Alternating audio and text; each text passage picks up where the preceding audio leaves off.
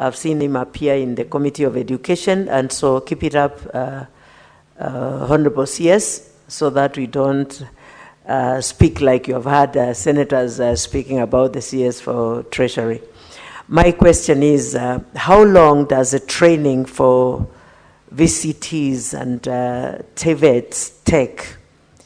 How long? Is it 6 months? Is it 1 year? Is it 4 years or 3 years? Because we've seen some students being trained for 2 to 3 months and they're out, and we wonder if they can qualify with such a short time of training.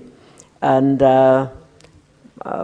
Honorable CS, there is an issue of transfers that I brought to your attention. Senator Mudama, if you can answer me about it Senator later. Mudama, Thank you. Thank you, Mr. Speaker. I've finished. I'm done.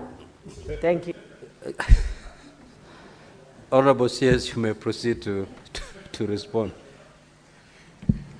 Thank you, Mr. Speaker. The policy of upgrading polytechnics or TVET institutions to national polytechnics is that each county needs to have at least one TVET being upgraded to a national polytechnic.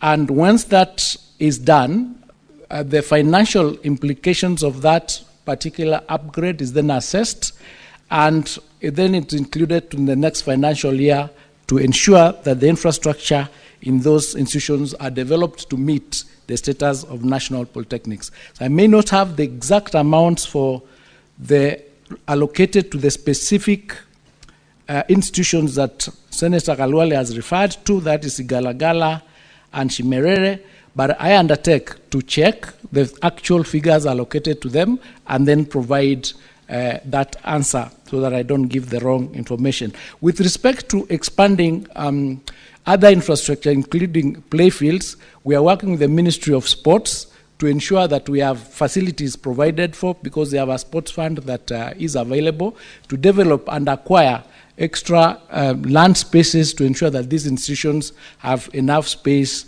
for expansion.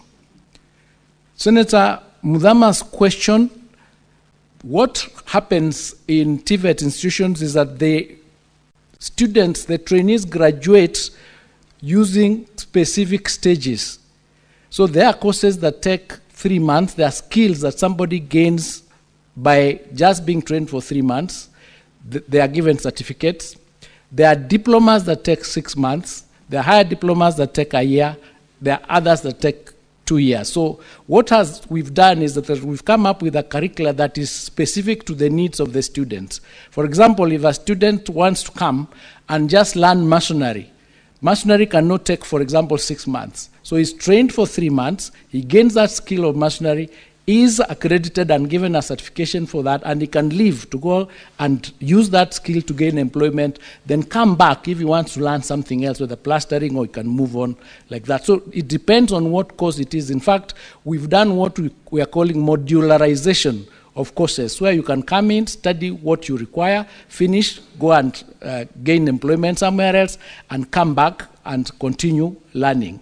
Because of that, we've had to pass, for example, the specific policies, including the recognition of prior learning policy, which requires that if you've been trained outside the informal program, you can come to an institution, you showcase your skill, and you are awarded a certificate in order for you to move to the next stage. So it is staged, and it's programmed depending on the course that one is taking. Thank you, Mr. Speaker.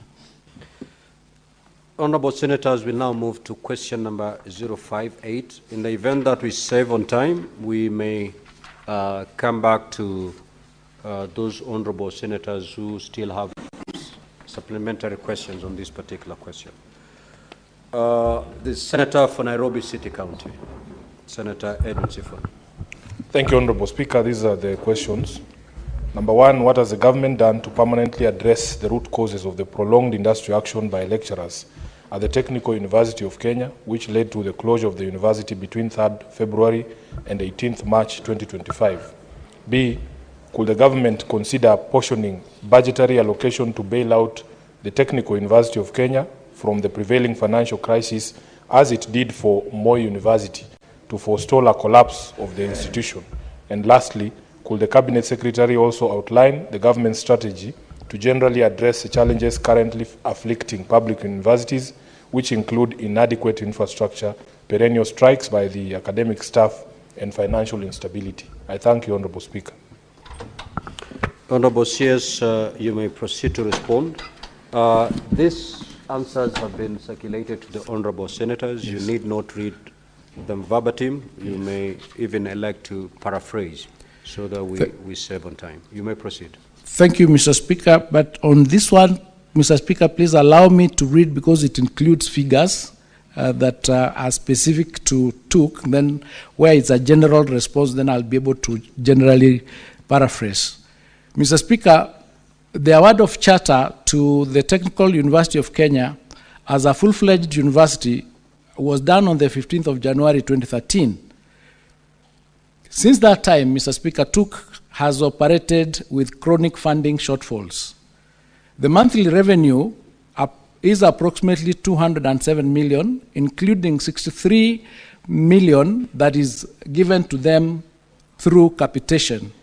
This falls very, very short of the monthly expenditure of 314 million, which includes a wage bill of 272 million, which has not been met, contributing, Mr. Speaker, to a debt of 12.9 billion, inclusive of CBA's arrears of the cycle of 2017 to 2021. Mr. Speaker, because of these cash flow challenges, the university then resorted to paying net salary to all staff and was unable to pay any remit any statutory deductions, that is pensions, pay, and housing levy, or any third-party deductions, that is union dues, bank loans, SACCOs, welfare, insurance premiums, etc. These challenges, Mr. Speaker, led to industrial action by staff of the university, as indicated in the question. Mr. Speaker, there is a table that we've annexed there, table 2, that shows the particularization of the debt, including what is due to contractors, what is pending to pension, which is 4.3 billion, third-party funds, statutory deductions, banks, SACCOs, insurance, CBA arrears, staff claim, all totaling to 2.9 billion. To overcome these challenges, Mr. Speaker, the Ministry of Education, in conjunction with TUK, came up with a recovery plan, which included the following measures. There was an agreement that the government will give a direct support of 145 million for the period of January 2025 through to 30th of June 2025 to ensure that staff salaries are paid in gross and on time. We also agreed to offer conditional grants and enhanced capitation. The Ministry of Education will continue to channel conditional grants to bridge the budget gap with phased allocations over the next financial years from 2025-26 to 2031-2032 to cover gross salaries and enable the timely remittance of the statutory deductions. We came up with a structured plan of sorting out that debt. TUK has also put in place a recovery strategy anchored on 3 areas. They are going to increase student enrollment. They are going to implement cost-cutting measures, including staff right-sizing, and also organizational restructure and revenue enhancement, as indicated. Table 3 there, Mr. Speaker, indicates the pending bills payment plan that runs from 2025 all the way to 2031. Regarding the retirement benefits and the remittance of statutory and third-party deductions, TUK has undertaken to do the following. The TUK Staff Retirement Benefit Scheme, originally established in 2009 and registered on the 12th of November 2013, was wound up by court on the 5th of July 2024. In the aftermath, TUK has engaged the Retirement Benefits Authority, the unions, that is WASU, KUSU, and KUDEA, and the receiver manager, liquidator, with a key meeting held on 30th of January 2025 and a follow-up schedule for 21st of May 2025 on the liquidation process. TUC has also undertaken to provide funds over the financial years 25-26 all the way to 2030 to settle outstanding liabilities of the wound-up TUC staff retirement benefit scheme in line with the overall recovery strategy. TUC has also requested the Retirement Benefits Authority to give the university authority to establish a new retirement benefit scheme since the old one was wound up.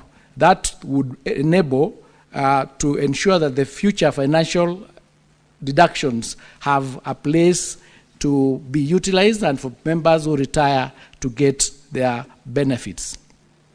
Mr. Speaker, to the second part of that question, the government is committed to bailing out the Technical University of Kenya from the financial crisis, which, as I've indicated, started from day one. The government is committed to provide a net payroll support of 145 million, as I've indicated, for the period of January 2025 to 30th of June 2025. Thereafter, the support will be anchored in the budget of 2025-26 all the way to 2031-32. This will cover gross salaries and enable the timely remittance of statutory deductions. Part 3 of that question, Mr. Speaker, the university subsector